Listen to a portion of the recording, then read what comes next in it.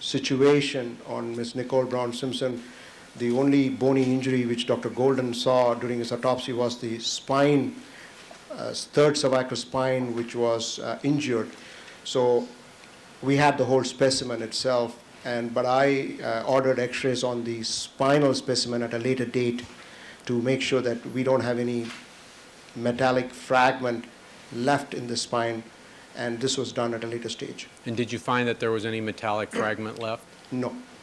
Now, doctor, in your opinion, does the absence of an x-ray of the head or neck, other than the one you've described, in the case of Nicole Brown Simpson, diminish your ability to determine any of the issues that you have reviewed in this case? No. And would your answer be the same with respect to your ability to evaluate the issues that you have in the circumstance of Ronald Goldman? Yes.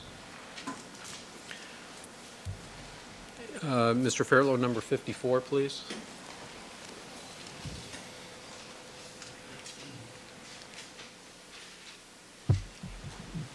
Doctor, what are we looking at in what I'd ask to be marked as Exhibit 319? This is the may be so marked, Your Honor? Yes.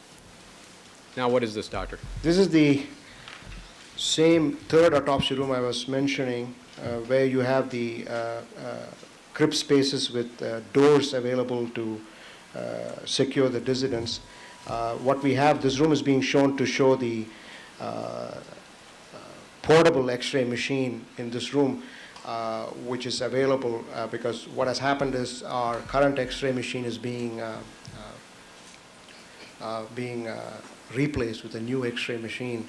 So right now we are doing portable x-rays only. We are not doing any fluoroscopy at this time. And how long have you been waiting for the new machine? It's being installed. We should be in operation in the next few weeks. It's supposedly the state-of-the-art x-ray machine. If we could have, oh, I'm sorry, you mentioned this is the third autopsy room? Yes. What, you have 3 autopsy rooms, is that safe to say from what you said?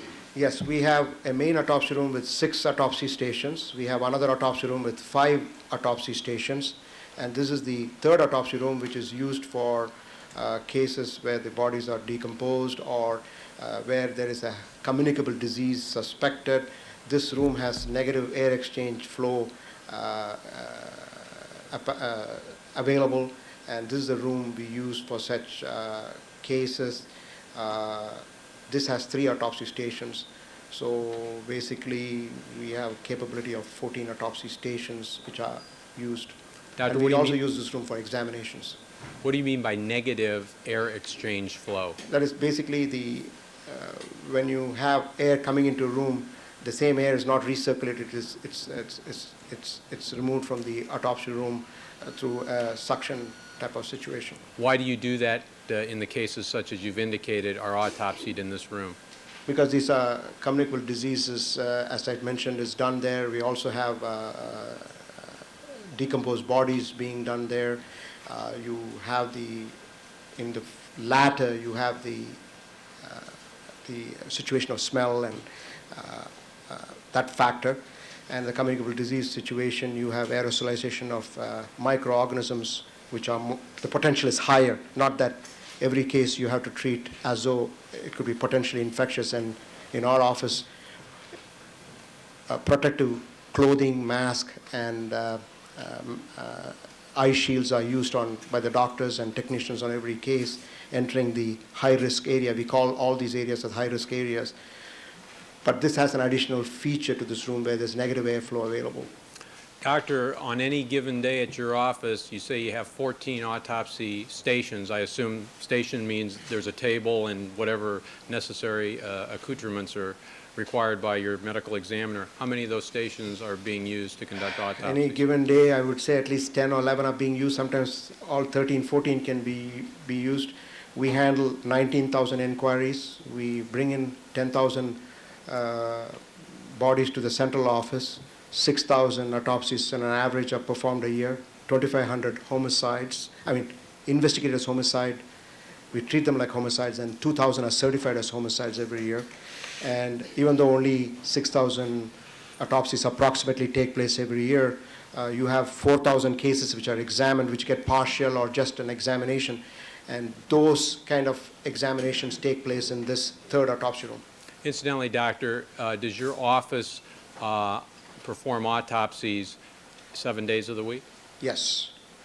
And so when you were saying how Dr., I'm not sure if it was Sherry or Reby, was off on Tuesday or Wednesday when you're talking about going through the process of who was available to handle the case, those would be the normal days off for some of your doctors? That is correct. And such a doctor would then be working on Saturday and or Sunday? Yes, I have, see, as I told you, they are senior doctors who do the triaging for the coroner's office, who make that important decision which bodies need to get autopsied. As you know, the autopsies are, cost the taxpayer about $2,000+ a case, and we have to be cost effective in what we do, which case, because our mandate is determine the cause and manner of death, and that decision is made by the senior doctor on the call that day. Is the term triage something that might apply to what that doctor is doing? Yes. What does that mean? That is, you select the cases which need, and you decide the extent of examination based on the circumstances. Some cases, like a 20-year-old who suddenly drops dead while playing football, will need a full autopsy and everything to try and find out what happened. But somebody with known heart disease or has history of heart disease who suddenly, who has had 2 bypass surgeries, who suddenly collapses but has not seen a physician in 20 days, becomes a coroner's case. In that particular situation, you just do an examination, and because the circumstances point to that person having had a natural death, and most of them might have some of them might have gone to a hospital, and we may have enough medical information to give a cause and manner of death. So that's where the differentiation comes, or we may just do a limited exam of the heart in that particular situation. So this is where the senior doctor makes that important decision, the extent of examination. Dr. Golden was not one of these senior doctors, was he? No, he is not. Why wasn't he one of your senior doctors? I don't think he applied for the position. Some physicians don't like to have administrative responsibilities. They just like to do their routine, regular work, and they want to be there. He didn't apply. Mr. Fairlow, if we could have number 26, please.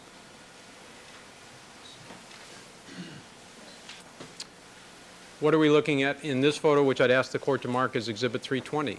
Oh, this is the room where the drying rack, you know, the clothing which is taken off the dissidents, are placed to dry. They are initially kept in the photo area and then moved to this room. You can see that the clothing is all being air dried in this room. And it's important that the drying takes place, air drying. You don't, that's the only way to dry the clothing. Why do you want to dry the clothing, doctor? Because if you wrap clothing which is moist with blood or body fluids, you will have growth of mold. And the reason you dry the clothing is if any evidence needs to be collected from the clothing, especially body fluids or blood stains, it has to be air dried, and you should not have contamination by overgrowth of fungus or bacteria. So you air dry it, and then you wrap it in paper. And who is responsible, number one, for getting the clothing from the photography room to this drying area? The photographer, and then from this stage, the evidence custodian takes the process over. Who is the photographer in these two cases? John Marsden, Johnmarsden. And then who was responsible for taking over the collection of the clothing to the drying room? I don't recall the name exactly, but it's in the evidence log sheet. I think it's Mr. You can refresh your memory if you need to Yes, from I'll the do that. document.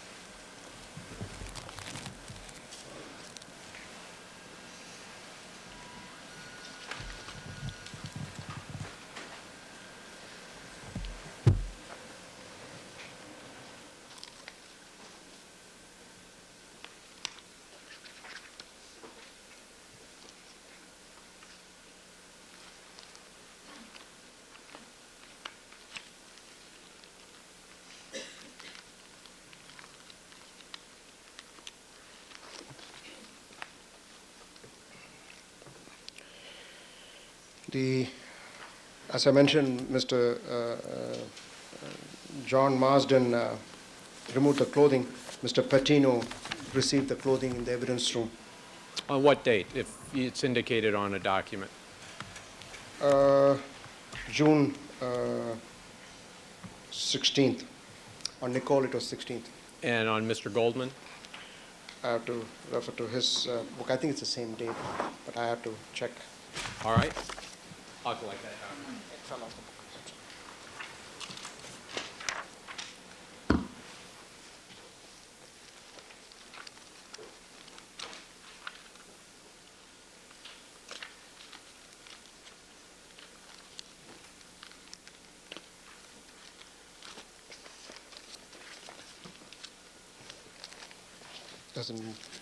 The books are big.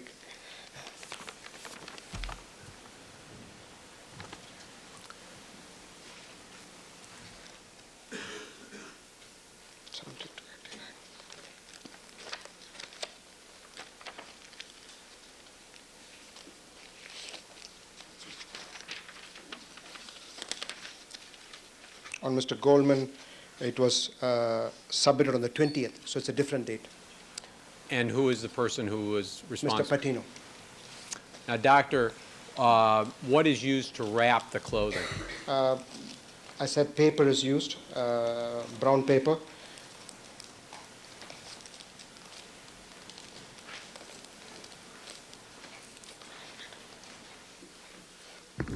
Why is brown paper used? Because paper is the best material to use for wrapping clothing, because you want airflow around the clothing even when it's dry. For the same reason earlier, you don't want mold to grow. What happens to the clothing after it's been wrapped, doctor?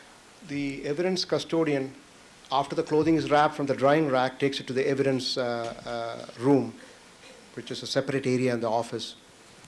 And I think we have some photographs of that, is that Yes, correct? yes. We'll get to that in a moment, but what is to happen to the clothing when it gets to that evidence room? It's placed in a larger bag and then and stored in the evidence room. All this information of the chronology of events is recorded in the evidence log sheet. Doctor, if you look in this photograph that's up on the screen, 320, there appears to be some kind of sign to the right of the entryway. Do you see that? Yes. And if Mr. Fairtlow could move to photo 27, is this a close-up of that sign? Yes. And how does one gain entry to this clothing drying area? It's a secure room. It's locked, and you have to call the evidence, the technician autopsy technician who placed the clothing there can access it, but usually we call the evidence custodian who will retrieve the clothing from this room for examination. This is if the doctor wants to go back and examine the clothing. Doctor, is the medical examiner expected to examine the clothing, not just look at the clothing, but examine the clothing of a decedent such as Ronald Goldman? Yes. And a decedent such as Nicole Brown Simpson? Yes. What is the medical examiner expected to be looking for in examining the clothing of these people? One, you describe what clothing was present on the decedent, whether it's a shirt, pant, the nature of the clothing. Then also you have to look at the size, the label, manufacturer, give a description of the color, give a description of the material, and then look at the clothing in detail for distribution of staining, if you can make that determination. Then look for defects. Basically, you look at the clothing before autopsy, and then following the autopsy, you may have a better understanding of all the injuries which you observed on the decedent. So you can go back to the clothing to correlate and see whether any defects corresponding to every injury on the body, or there are additional defects, or there are no defects, depending on what the situation may be. Defect sounds like a term of art. What does it mean in lay language? A hole in the clothing, which is not from fraying or normal process. It's a hole made by an object, or like if it's a gunshot wound, a defect in the clothing caused by the gunshot wound. If it's from a knife, a hole caused by the knife.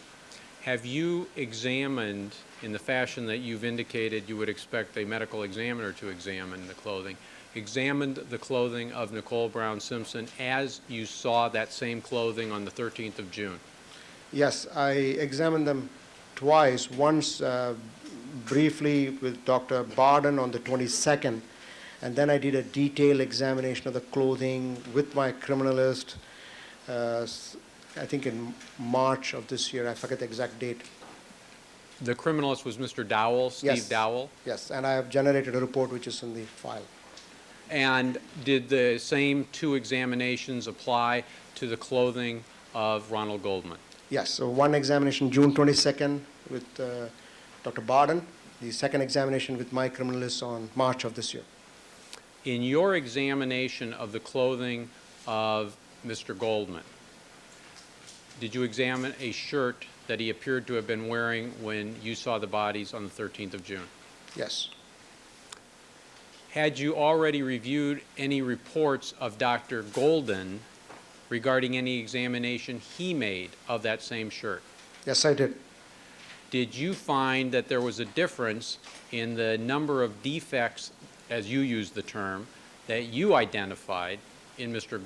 Goldman's shirt from what Dr. Golden described in any report that he observed? Yes, I did. What is the difference? He described 3 defects in Mr. Goldman's shirt. When I examined it with our criminalist and Dr. Golden again, I forgot to mention that Dr. Golden was present during the exam in March. We found 3 additional unlabeled defects, because when we examined the clothing in March, rather when I examined it in detail, the clothing already been examined by several persons, criminalists who had removed evidence from the clothing. So when I examined the clothing in March in detail, there were 3 additional unlabeled defects. Unlabeled means which would signify that there were defects which were from the injuries. In your March examination, you say you saw other areas that appeared to have been cut out from the same shirt, Shirt, yes. but did those areas all have some kind of initialing alongside the area where the hole now appeared? Yes.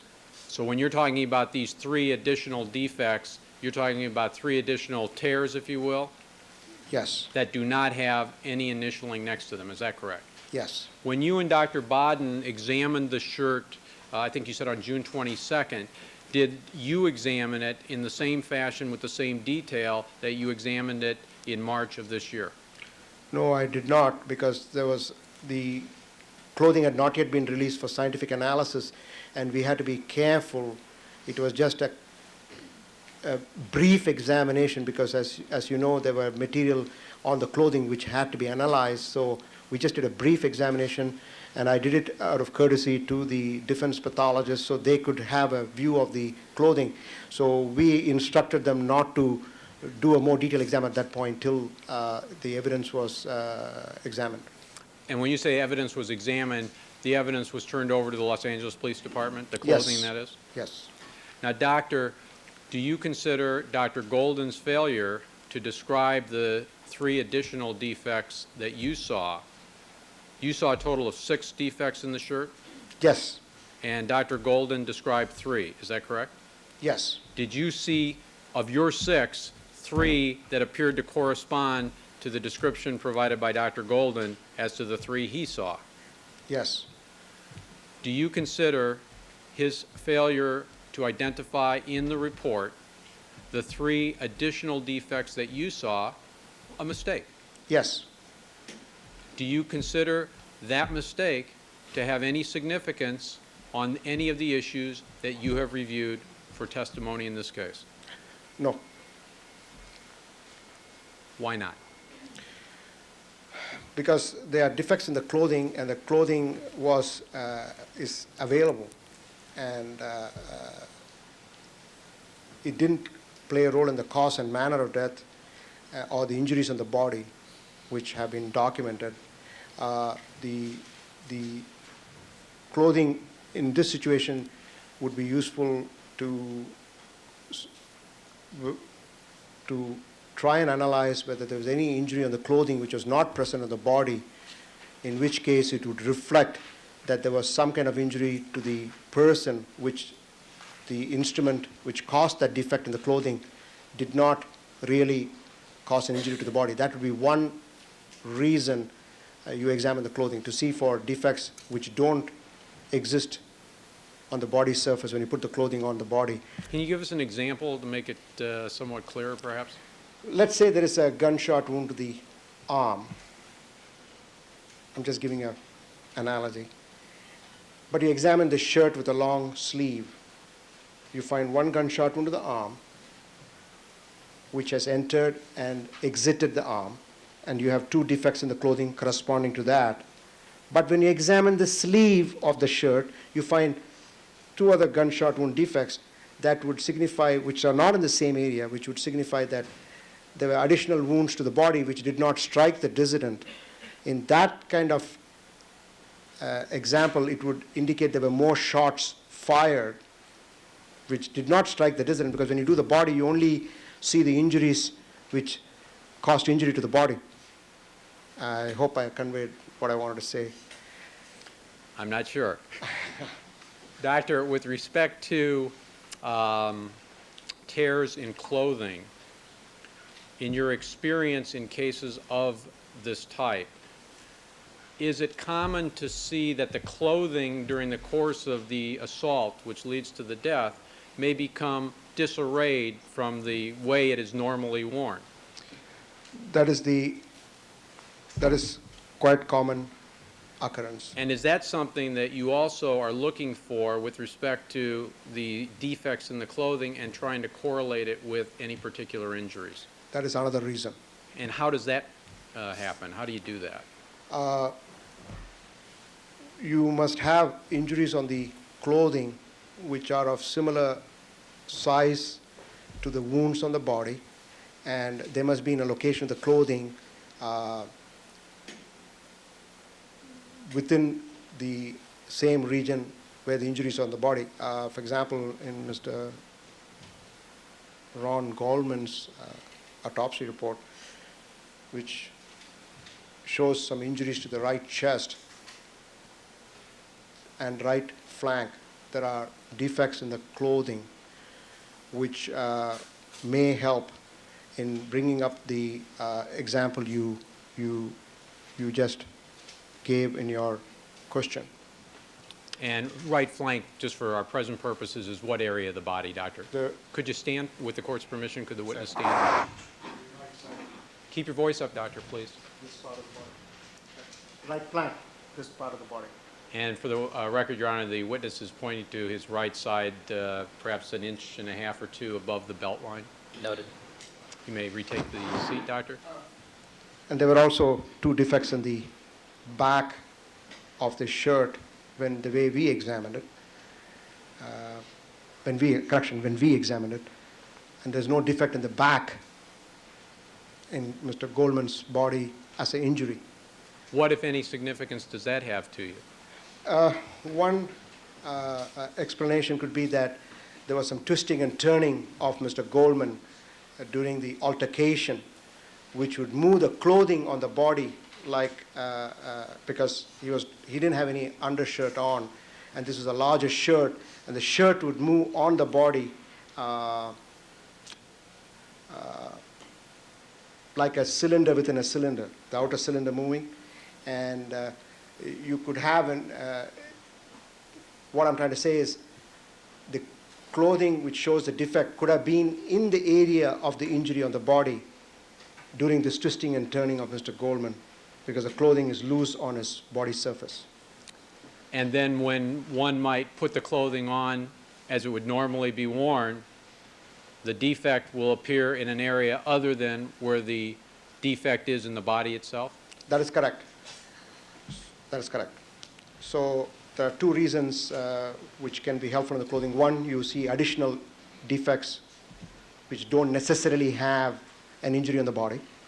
And the second reason we just analyzed. Dr.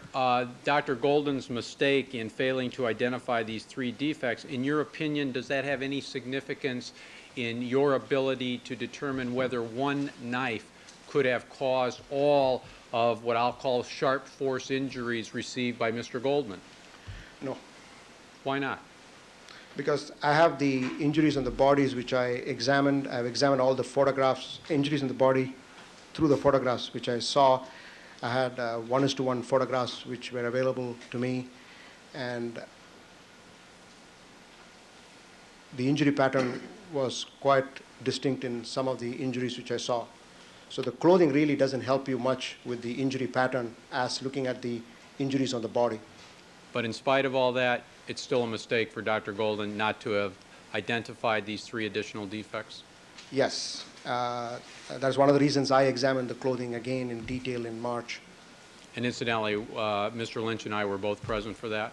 Yes, and Dr. Golden was present, and we also had a criminalist there. Mr. Fairtlow, if we could move to photo 56, please. Doctor, what are we looking at in this? I'm sorry, could I have just a moment, Mr. Blazer?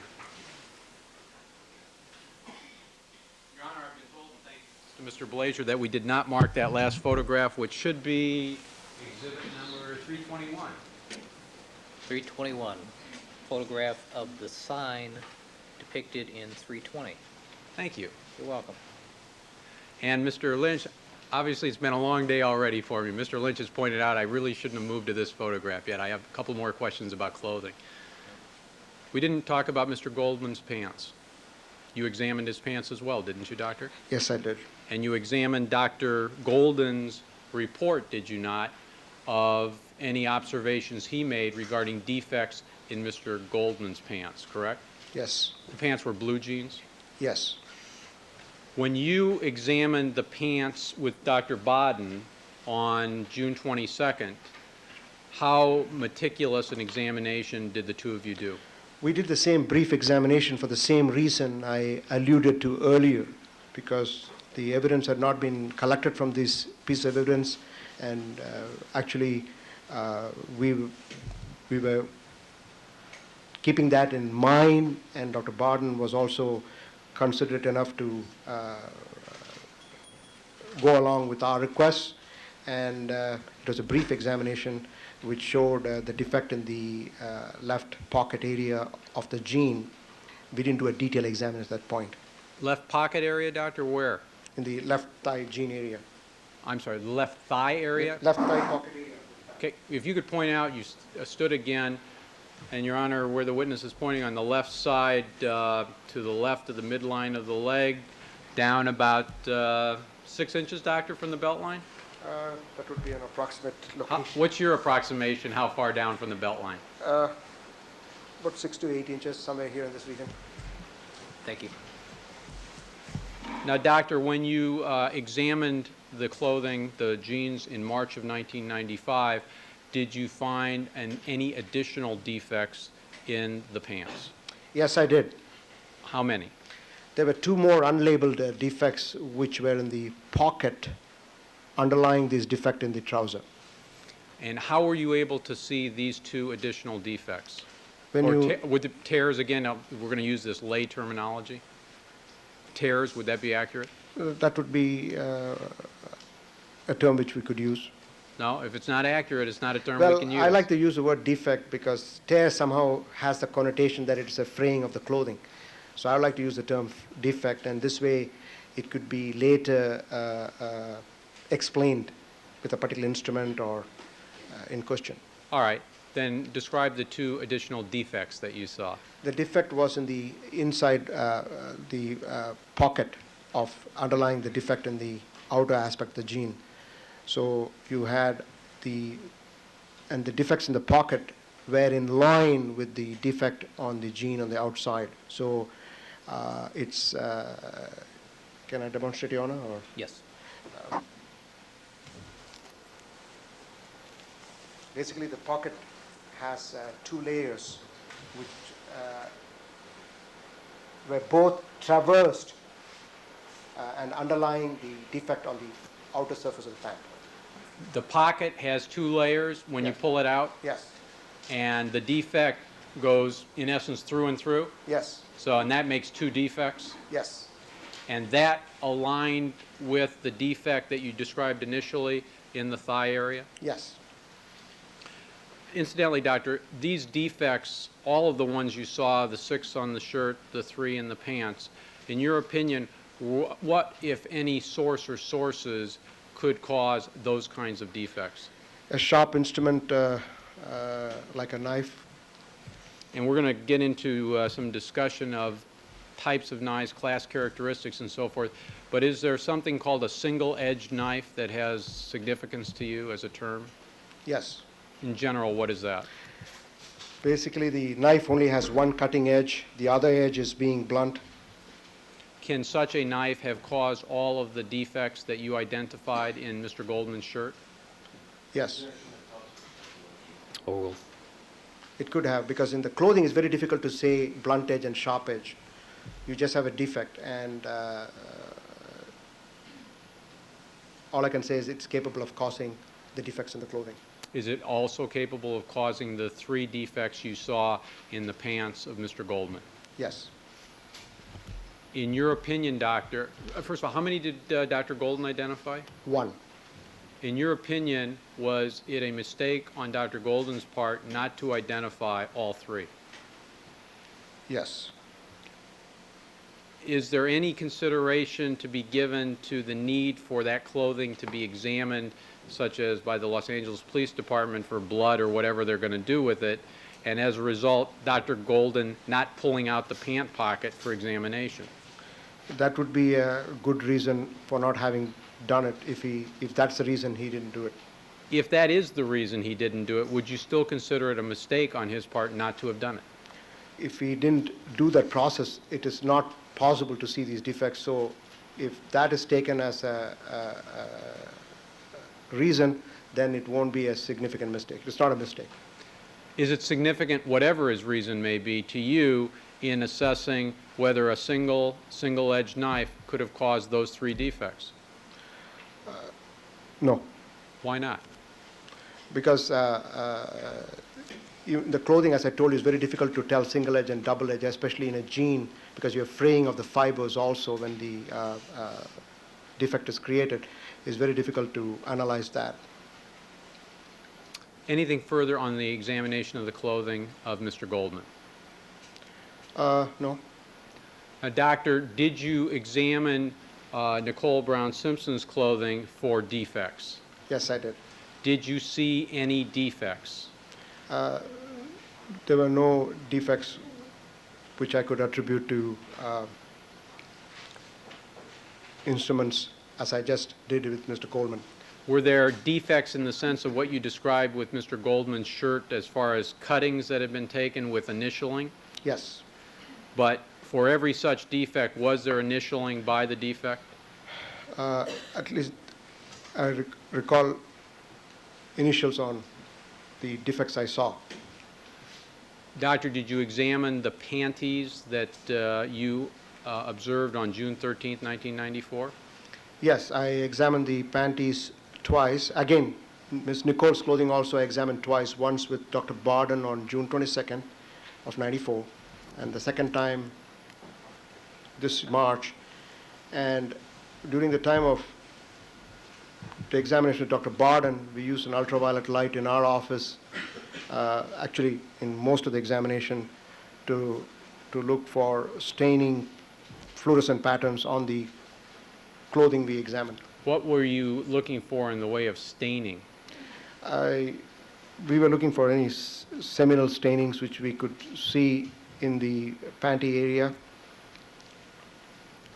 Doctor, had you examined that clothing, including the panties, on June 13th of 1994?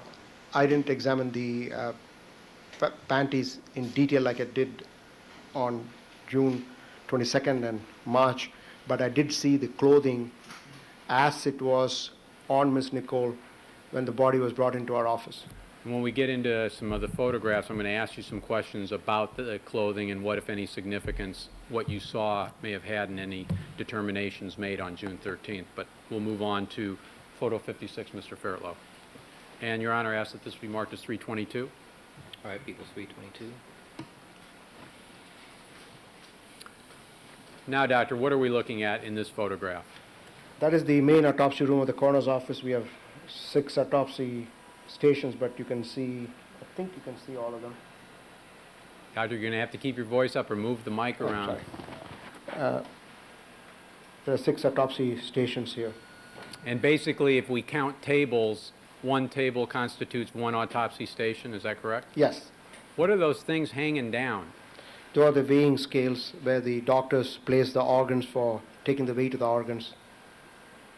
And is there a pan or something that is a little more difficult to see? Mr. Yes, Fairlow sees it, obviously. There is a stainless steel pan which is attached to the weighing scale. And what is the process that the autopsy surgeon uses in weighing an organ, let's say the lung, one of the lungs? The lung is resected after examination in situ. In situ means in the body, and the organ is weighed separately. Each one of them is weighed separately. Now, doctor, is this the room in which the autopsies of Nicole Brown Simpson and Ronald Goldman were performed? Yes. And do you see the station at which Dr. Golden performed those 2 autopsies? The station would be the closest one to the right. Where we're seeing the area that Mr. Fairlow has the arrow now? Yeah, that would be the area, yes. Now, doctor, at my request, was this photograph taken at a time when there were no bodies being autopsied? That is correct. And in fact, is that unusual that at some point in the day there are no bodies on any of these tables?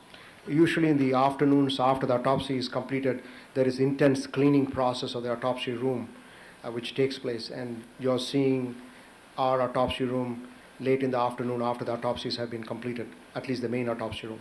What are the medical examiners like Dr. Golden doing at this time, or at least what are they expected to be doing at this time, when they are not down there, in fact, doing the autopsy? The medical examiners have numerous responsibilities. Autopsy is only one part of it. They have to review microscopic slides. They reviewed medical charts which may be needed to make a good diagnosis. They may need to go to court. They may need to dictate their findings in the afternoon. They may have appointments with families. They may have depositions.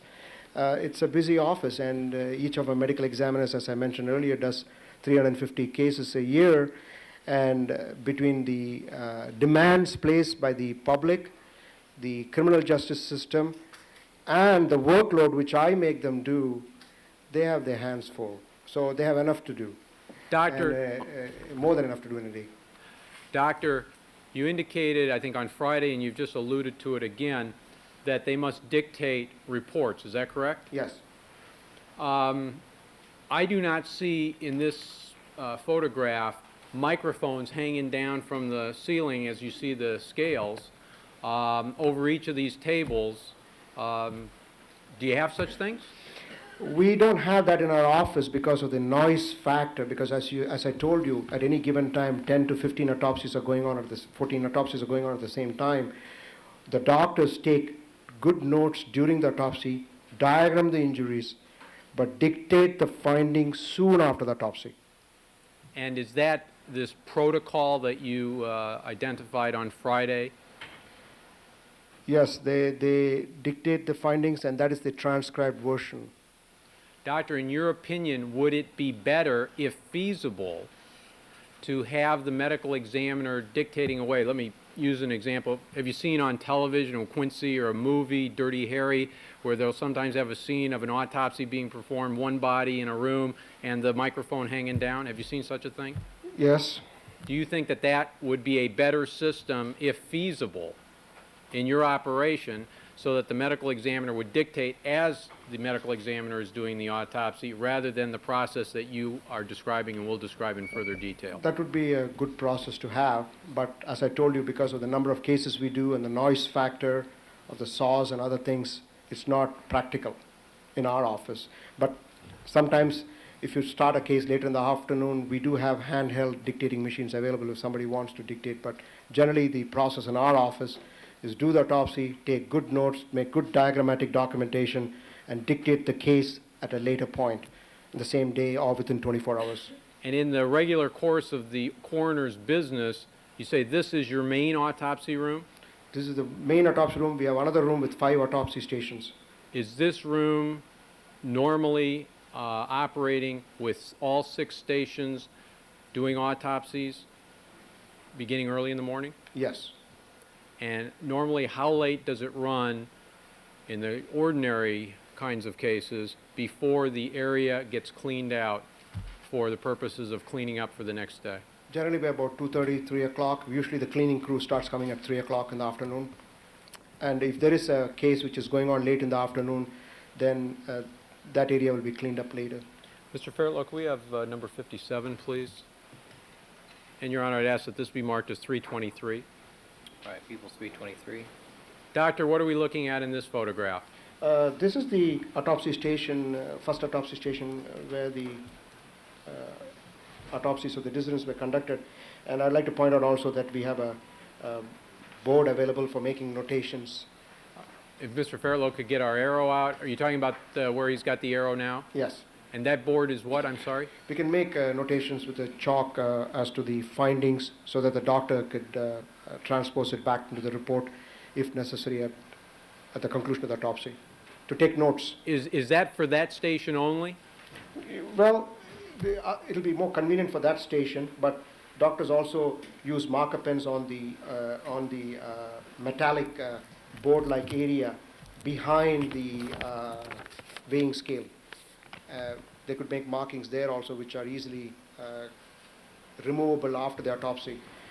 This is just to jot down the memory on a trajectory, because you are in the middle of an autopsy and you document trajectories, weights, and then you enter the data in the prescribed forms of the coroner's office. Doctor, when you said this is a station where the decedents were autopsied, are we talking specifically about Nicole Brown Simpson and Ronald Goldman? Yes. And from that, is it accurate to say that they were not done simultaneously by Dr. Golden? No, they were not. They were done sequentially? They were done one after the other. And who was autopsied first? Nicole Brown Simpson was autopsied first. And is there a form that is completed by Dr. Golden to indicate when that autopsy began and when it ended? Yes, that is only the autopsy process. It doesn't take into time the dictation time, which is done later. But basically the time that Dr. Golden spends with the body at this station number 6? Yes. And a similar form for Mr. Goldman? Yes. Your Honor, I'm going to get into some forms and so forth. I don't know if this is a good time for the court to break. Yeah, that's a good point. All right, ladies and gentlemen, we're going to take our recess for the morning session. Please remember all of my admonitions to you. Do not discuss this case amongst yourselves. Don't form any opinions about the case. Don't conduct any deliberations until the matter has been submitted to you. Do not allow anybody to communicate with you with regard to the case. We'll stand in recess until 1 o'clock. And, Doctor, you're ordered to return at 1 o'clock. All right, we'll stand in recess. Before the court with counsel, people are represented. Jury is not present. Counsel, anything we need to take up before we invite the jurors to rejoin us? No, Your Honor. All right. Let's have the jury, please.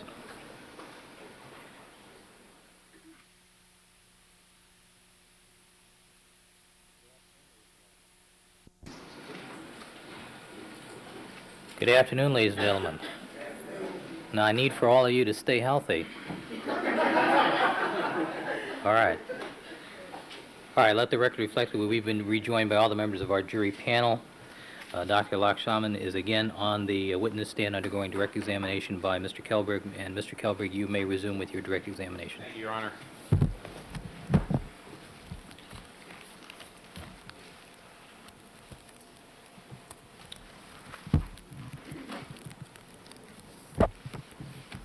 I have another photograph I'm going to ask Mr. Fairlow to put on because I want Zoom capability. And I ask Your Honor this be marked as photograph 324, People's Exhibit 324. People's 324. Now, Doctor, we were talking about the autopsy room, and I want you to look at this photograph, People's 324, and tell us what is shown in this particular photograph.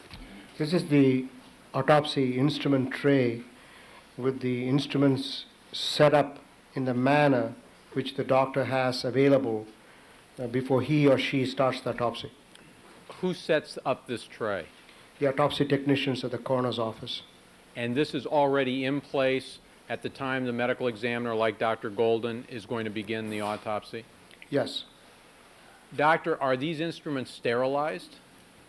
No, they are washed. Is there any reason why they are not sterilized? Well, we have an autoclave, but it's not used that often. But it's just washed and cleaned. Is the fact that these people are dead of consequence as to why you do not need or do not at least use the autoclave to sterilize your instruments on a routine basis? That's one reason. Doctor, if we can get Mr. Fairtlow to work our arrow for us and kind of go top to bottom in the tray, and ask if you can just basically tell us what each of the instruments is. Perhaps we could start what looks to be some kind of knife with a white handle and start with that and work our way down. That's a large knife which is used to cut the larger organs in the body. I'm sorry, what is its use? It's a larger knife which is used to cut the larger organs in the body like the brain and the liver, the lung, etc. And what do you mean by cut those? Initially, the autopsy process involves examination of the organs in situ in the body to see the relationship and also any injuries. And then when the organ is removed from the body, you serially section the organ to look for pre-existing disease process in the organ. And this instrument is used for that purpose when you make the serial sectioning of the organs. What do you mean by serial sectioning? Cutting them like you cut a bread loaf so that you can study the cross section of the organ. Going from outside to inside? Yes. And is there any custom or practice as to how many, I hate to use the term slices, of the organ the medical examiner takes in making that kind of examination with respect to these organs? Well, there's a minimum, there's no specific number as long as the organ is adequately examined. Some areas may require more sectioning than others, but it's the medical examiner's decision on that. It's the medical examiner's Decision. If Mr. Fairtlow could move the arrow to the left and stop where he has, what are we looking at now, Doctor? That's a plastic bulbous syringe which is used to collect urine. Where is the urine collected from? The urinary bladder. And that collection is performed by the deputy medical examiner like Dr. Golden? Yes, and sometimes by the autopsy technician who's assisting the doctor. Now, it appears if Mr. Fairtlow could move the arrow towards the bulb end of that syringe, is that resting in something, Doctor? Yes, that is a ladle. Like a soup ladle? Yes. What is it used for? Well, that is used for several purposes to remove blood accumulation in the chest cavities, used to remove any other fluid accumulations, and to also have a volume estimation of the fluid removed as they are being removed. And it's also washed and sometimes used to estimate the volume of the stomach contents. The volume of the stomach contents? Yes. What is the size of that ladle? The ladles we have in our office is 6-ounce ladles, 6-ounce capacity. And in cases like Ronald Goldman, Nicole Brown Simpson, would you expect there to be free blood inside of each of these persons' bodies as a result of the injuries received? Yeah, especially in Mr. Goldman, he had evidence of bleeding into the abdominal cavity and chest cavity. So there was evidence of blood accumulation in the cavities of Mr. Goldman. Would you expect then this ladle to be used to measure the quantity of blood found in that area? Approximately, yes. Now, Doctor, you mentioned it can also be used to estimate the volume of the stomach contents. Is that correct? Yes. Assuming that this ladle is used to measure the volume of blood, and it's also going to be used to measure the stomach contents, would you expect it to be washed between the two procedures? Yes. Why is that? Because you don't want cross-contamination of the blood material with the gastric contents. What do you do as a medical examiner with any blood that is ladled out of the inside of the body?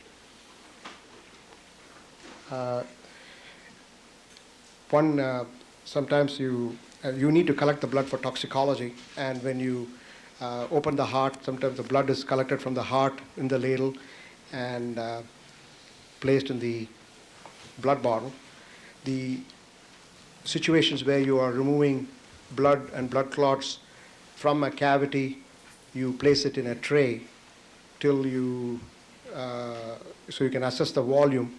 And sometimes in a case of a firearm injury or a gunshot wound which has entered a chest cavity, the bullets can be in the blood clot,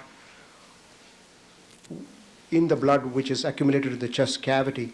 So it's important to save all the blood which is removed from the cavity, in addition to measuring the volume, but also to have it available to retrieve any projectiles which may have finally come to rest in the blood clot in the chest cavity.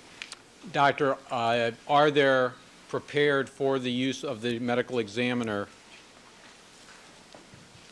vials of various types to collect these kinds of specimens? Yes. And I think we have a photo we're going to get to in a moment, but for our present purposes, with respect to the stomach contents that may be measured with this, what happens to those stomach contents? They are placed, first of all, the doctor records the character, the gross examination, and also the amount, and it's placed in a container earmarked for collection of such contents. And we have a plastic jar which is used for that purpose.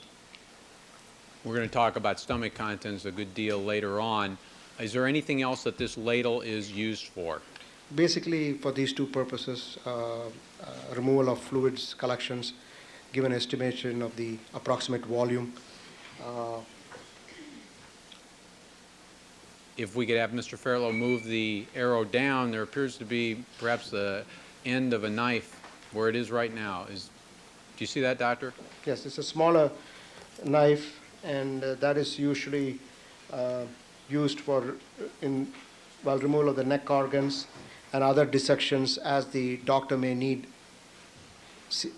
feel it's necessary during his dissection or her dissection. Incidentally, Doctor, how frequently are these knives, such as the top one that you identified and the one we're looking at now, how frequently are they sharpened?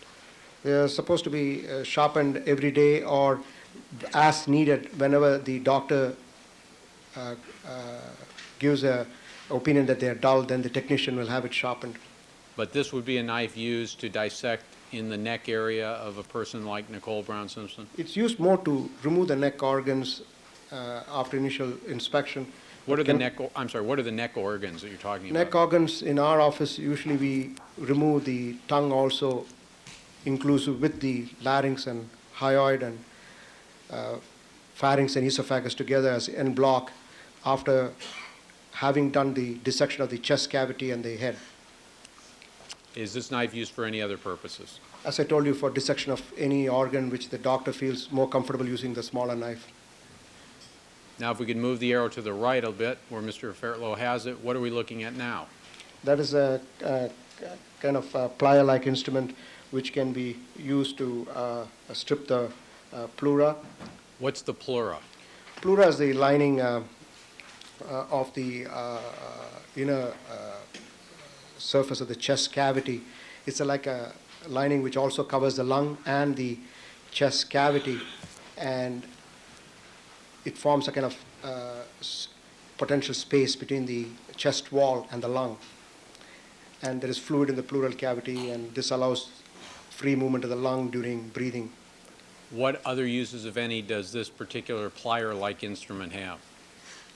Sometimes to open the rib cage after you make a incision, and also to, when you remove projectiles from the spine, sometimes when you make cuts, it's easier to open up the bone to get the bullet out. You indicated open up the rib cage. How is that done? We have a different pair of, it can be done in two processes, either by a saw or by a shear. We have a shear which is used to open up the rib cage. Doctor, is either the saw or the shear shown in this photograph? No. The saw that is used, does it have the appearance of a hacksaw?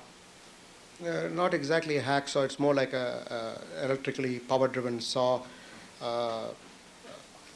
We didn't take a picture of it, but it's similar to the saw used in orthopedics to remove the cast. And the shears that are used, are they similar in nature to pruning shears that one might have around the garden? Yes. Now, Doctor, these are not very sophisticated tools, it appears. Is that correct? Well, they're similar to surgical instruments which are used, at least the scalpel and the scissors and forceps part of it. And in order to get to the internal organs, is the saw or the pruning shears required? Yes, because after you reflect the skin and subcutaneous soft tissues, to open the chest cavity, you need to open the rib cage to do that, to enter the chest cavity. And was that done in both of the cases here? Yes.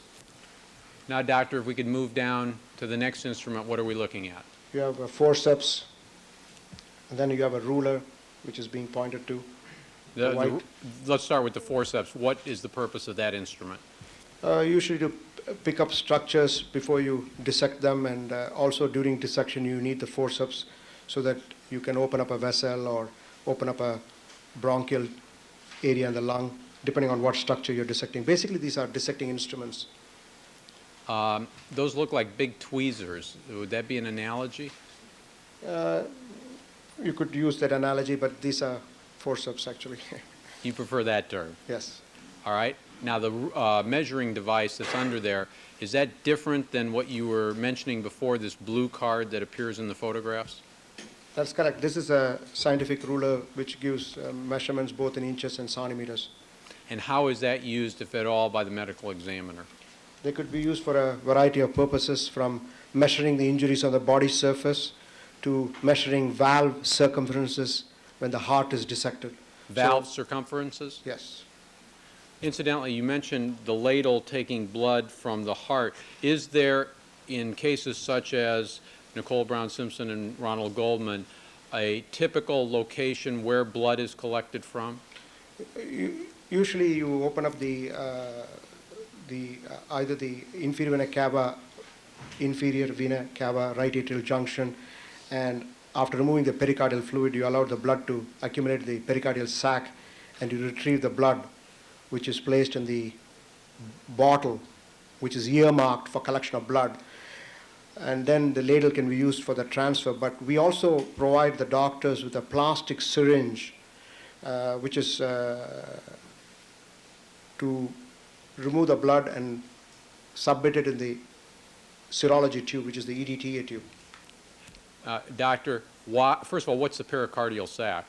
Pericardial sac is the sac covering the heart. Just like the pleural cavity covers the lung, you have the pericardial sac covering the heart. Why do you choose that location to collect your blood supply?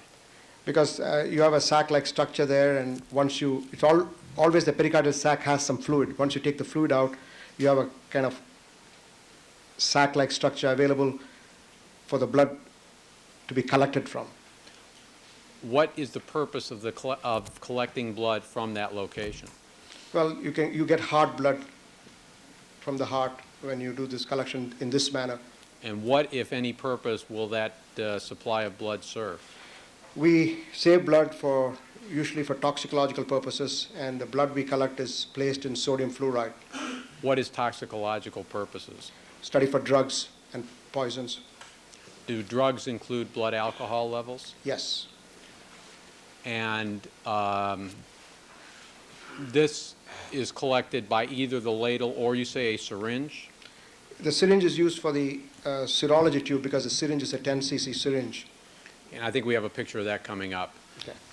Anything further back on this measuring device that you haven't covered? No, it's just a ruler used to measure any structure the doctor wants to measure. If we could move to the right, Mr. Fairtlow, this next instrument.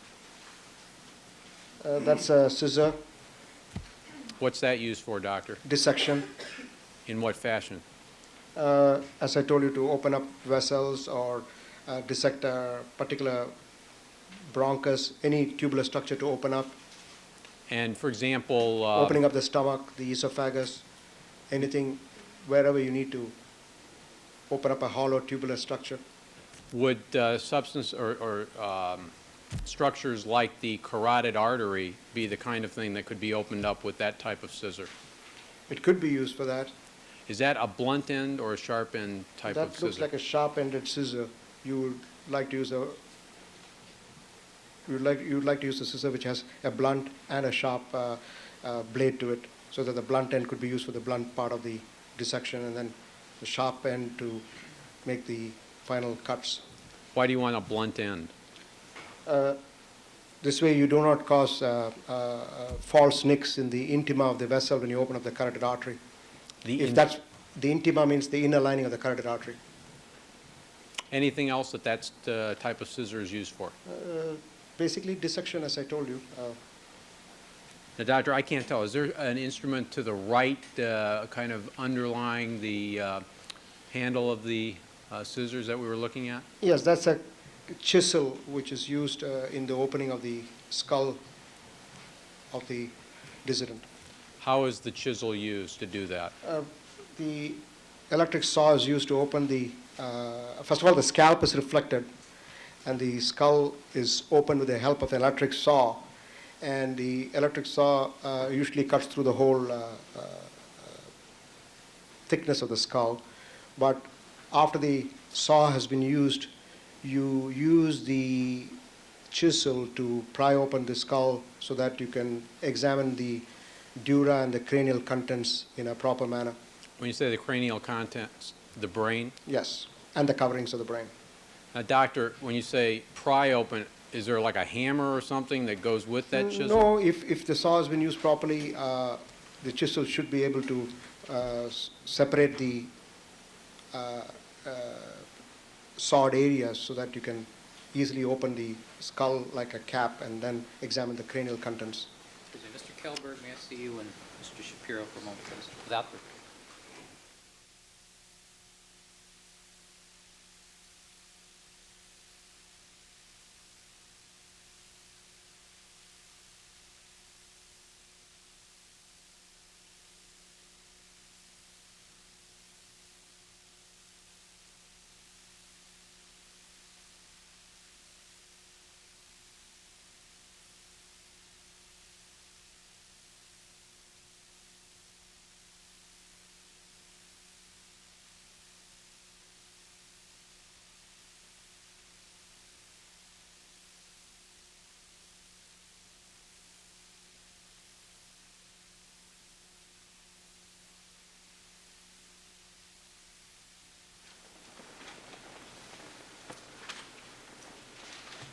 Thank you, counsel.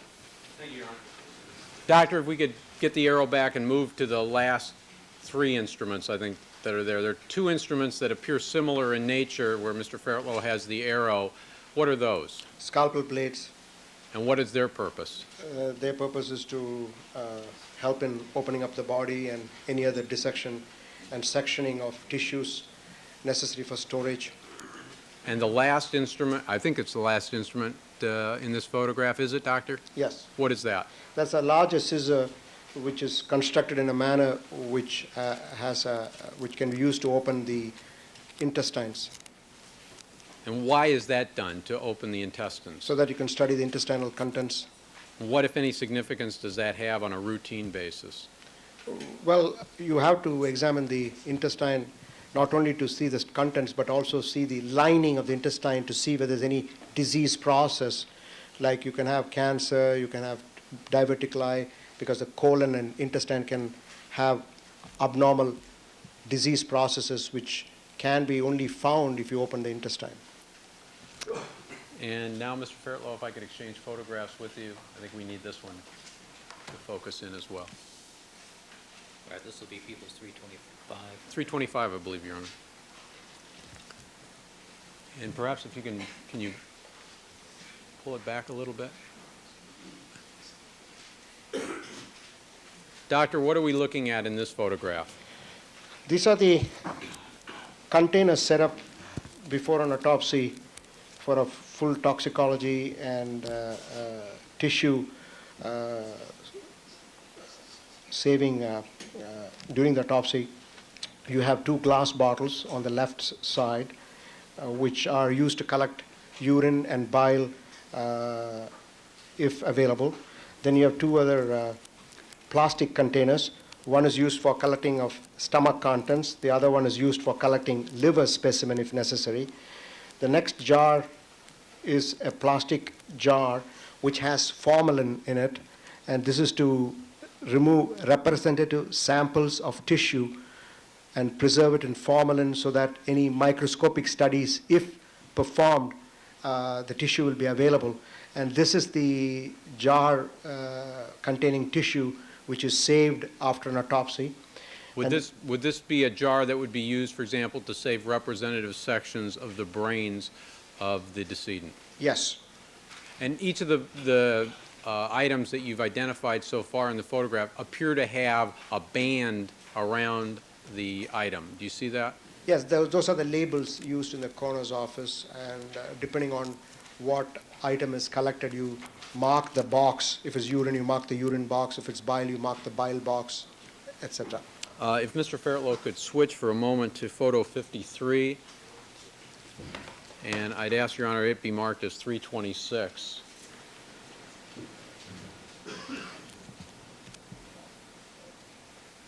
All right, next photo, 326.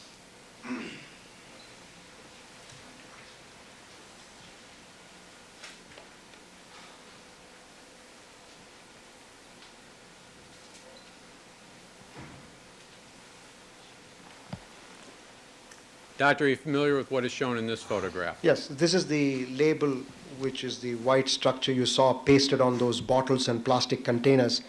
And depending on what the specimen is, if the arrow can go down, you mark the box. Suppose you had the same label on the plastic container which you collect the gastric contents, you would naturally mark the box for the stomach.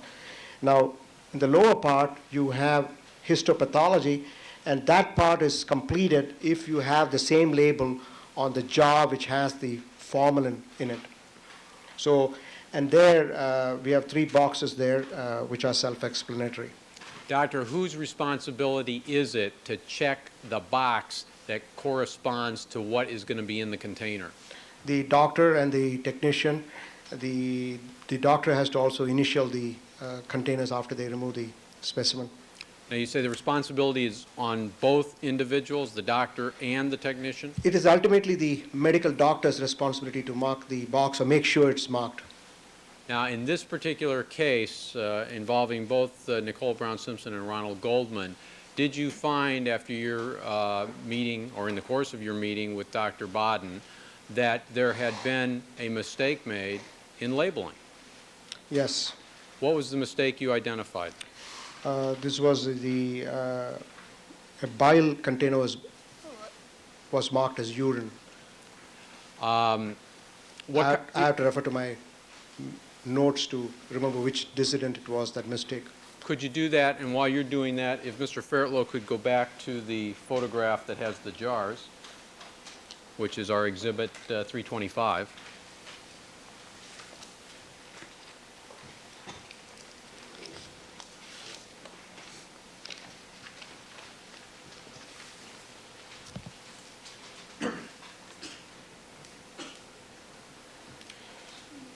The specimen was that of Mr.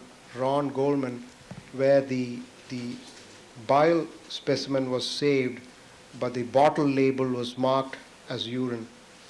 Doctor, as a forensic pathologist, can you easily distinguish bile from urine? Certainly. How? One is a light amber yellowish color. The bile is thick greenish black in color, and anybody can tell the difference between a bile and urine. Anybody who's a forensic pathologist? Yes. All right, doctor, this is a mistake that was made, is that correct? Yes. And in your opinion, is this mistake ultimately the responsibility of Dr. Golden? Yes.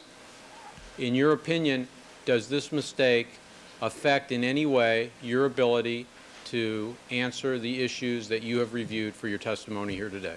No.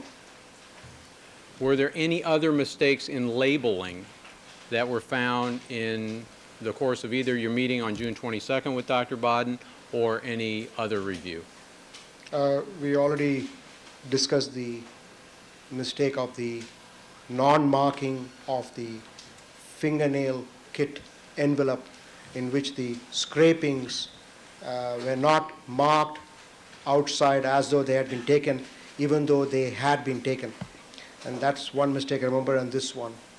Which of these jars or cups was it, in type that is, which had the bile mistakenly labeled as urine? This was Mr. the glass bottle is the jar which is used for collection of urine and bile. That would be the go to the left, Mr. Fairtlow? that jar.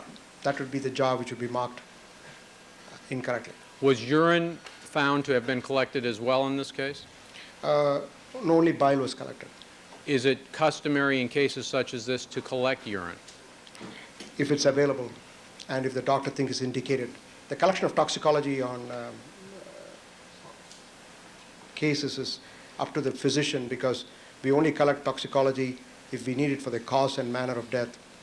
And in your opinion, from the review of all of the materials you have reviewed, which we'll identify later, was urine necessary for the answers to those questions? No. Now, doctor, if we could have Mr. Fairtlow move the arrow down to that, and maybe move the photograph actually, so we'll center it on the item at the far right.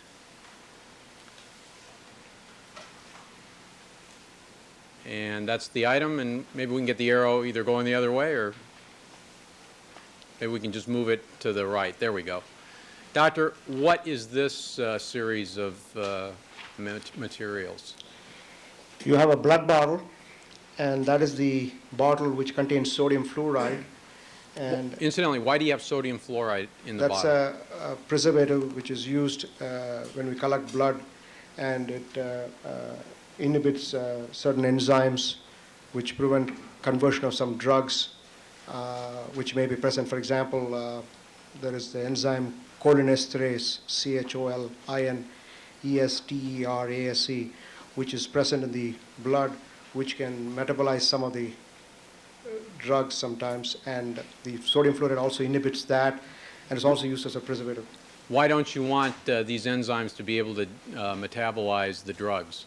Because you can have postmortem conversion of common drug, which I can just give an example, is cocaine. It can be converted to metabolite benzoyl-L-guanine, and Benzoyl-ecgonine? yes, Okay. and this sodium fluoride would inhibit this enzyme. And as the preservative aspect of sodium fluoride, what is that intended to do then? It basically inhibits the enzyme and prevents such conversions. And is this the blood that can be tested for alcohol, for example? Yes, And in fact, in the case of both Mr. Goldman and Ms. Brown Simpson, were their blood samples tested for blood alcohol levels? yes, and also drugs.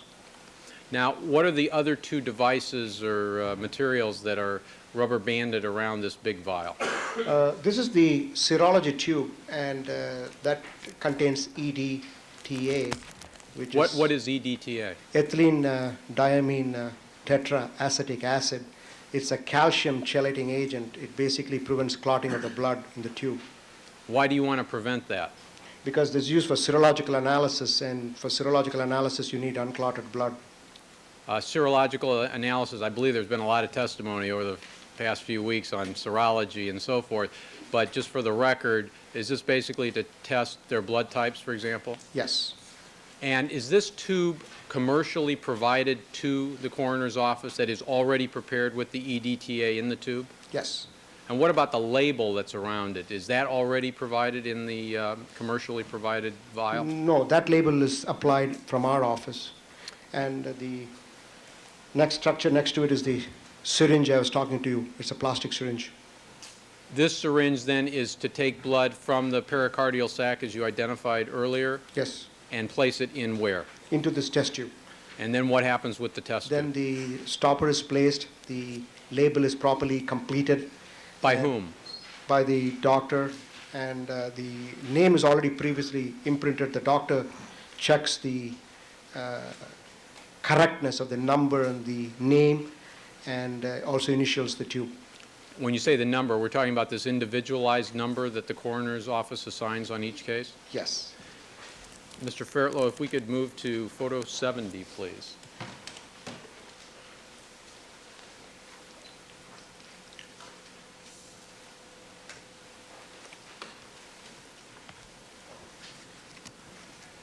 And I think, is there any possibility, Mr. Fairtlow, of perhaps turning this to the right 90 degrees? If you could be photographed, yes. Before we then do that, Doctor, what is this? And I'd ask, Your Honor, this be marked as 327. This is the label which goes on the test tube, which we just discussed. And it's got the date, the DME's name, the name of the dissident there, I think. Let me pull out the photograph just so we can perhaps have it a little clearer.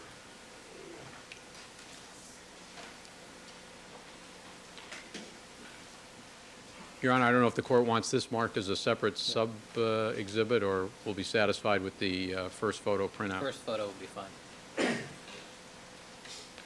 Basically, the space on the empty space is used for the imprinting of the card with the name and number, then the date, the DME's name, and whether the blood was taken from the heart or cavity. Sometimes if a person has had injuries which have caused a lot of bleeding, you may not have any blood in the heart available to submit as it happened in Mr. Ron Goldman.